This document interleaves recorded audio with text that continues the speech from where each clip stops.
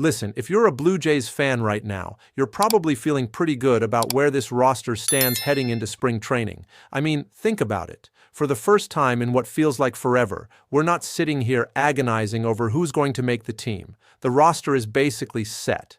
But here's the thing that nobody's really talking about. The guys who won't make opening day might actually be more important to Toronto's season than the ones who do.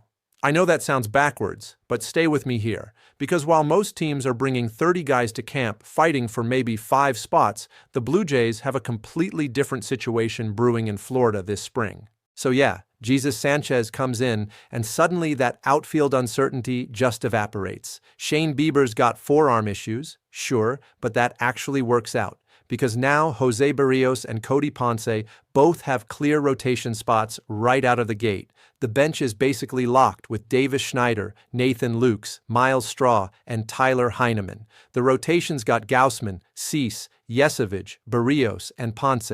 Bullpen's got Hoffman, Rogers, Garcia, Varland, and Lauer as your absolute locks. But here's where it gets interesting. There are 5 players in camp right now who have almost zero chance of breaking north with the team in March. But by September, these guys could be the difference between watching October baseball and watching everyone else play. Let's start with the most electric arm in the organization, Ricky Tiedemann.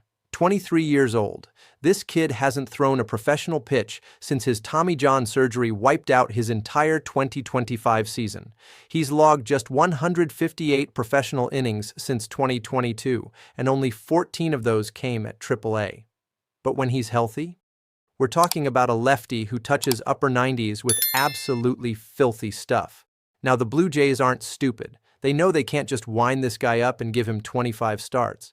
His career's been derailed by injuries, and trying to build him up as a traditional starter might be impossible at this point.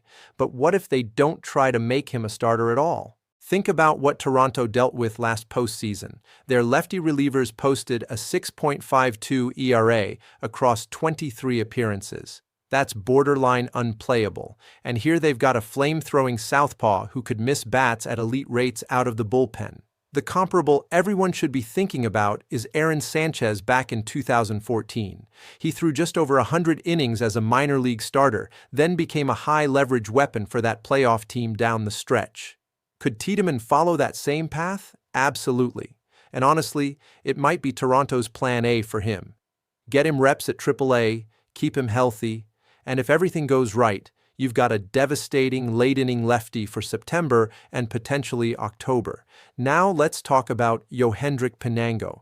This 23-year-old outfielder was the prize of the Nate Pearson trade, and while his first taste of AAA wasn't spectacular, the underlying numbers tell a completely different story. His average exit velocity was 91.9 miles per hour. You know what Vladimir Guerrero Jr.'s was? 92. Pinango's max exit velo of 115.4 would have ranked 28th among qualified MLB hitters, tied with Mike Trout. Yeah, you heard that right, Mike Trout. Sure, it's easier to barrel balls against AAA pitching, but you can't teach the ability to hit the ball that hard. The power hasn't always shown up in the home run totals, and 15 bombs last year isn't exactly overwhelming for a corner outfielder whose bat is supposed to carry him. But combine that raw power with his 12.6% walk rate and 19.1% strikeout rate, there's legitimate upside here. Joey Loperfido leaving opens up some organizational depth, but Pinango's still behind guys like Lukes and Jonathan Clace on the pecking order. But if he takes a step forward in his second look at AAA, and if someone in that outfield falters or gets hurt, don't be shocked when his name starts getting mentioned for a call-up in June or July. Adam Macko might not be a household name, but this 25-year-old Slovakian lefty has something every team needs: the ability to miss bats. His career strikeout rate in the minors is over 11 per 9 innings, thanks to 2 different breaking balls that hitters just can't seem to square up. He's not going to blow anyone away with velocity, and his performance in the upper minors has been inconsistent enough to create some questions. But here's the reality. Bullpen lefties with any kind of swing and miss ability get opportunities. The Blue Jays used 5 different relief lefties last year, outside their core trio. Justin Bruihl, Josh Walker, Richard Lovelady all got shots because the need was there. If Macko pitches well at Buffalo, he's going to get his chance. And with his strikeout ability, he might actually stick when he does. RJ Schreck is in a similar boat as Pinango, fighting for that same potential outfield spot, but his path might be a bit rockier.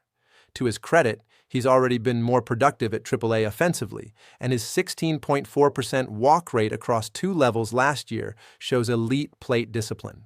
But here's the problem. His contact quality doesn't match up. 86.9 average exit velo and a max of only 109.9 at AAA means his power ceiling is capped. He's essentially going to have to get on base his way to the majors, and that only works if MLB pitchers respect his bat enough not to just attack the zone relentlessly. The Blue Jays have had mixed results with this type of player.